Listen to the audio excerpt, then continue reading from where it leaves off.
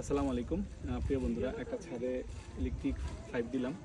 তো বিষয়টা হচ্ছে, এই যে দেখেন, এটা হচ্ছে আমাদের ডিবি বক্সের লাইন। হ্যাঁ, তো এখানে আমরা কিন্তু একটা রং মারছি, রং মাইরা তারপরে আমাদের ডিবি বক্সের লাইনগুলো 1 2 3 4 5 6 7টা লাইন। তো এগুলা আমরা সিলেকশন বালু ইউজ করি না, আমরা এই যে রং ইউজ করছি শুধু এখানে না, আমাদের প্রত্যেকটা পয়েন্টেই। এই যে দেখেন, যে সার্কুলার বক্স, এখানেও নিচে আমাদের রং আছে। তারপরে যে ওয়ালগুলা, এই ওয়ালের রং আছে, এই যে দেখেন এখানেও। তো এই যে এটা একটা ওয়াল, রুমের একটা ওয়াল, যে এখানেও আমাদের মেইন লাইন এবং হচ্ছে যে এই সুইচ বোর্ডের লাইন।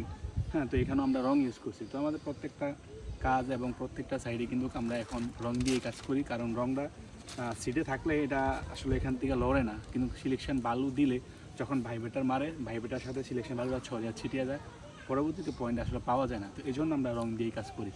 তো সবাই ভালো থাকবেন, আল্লাহ হাফেজ।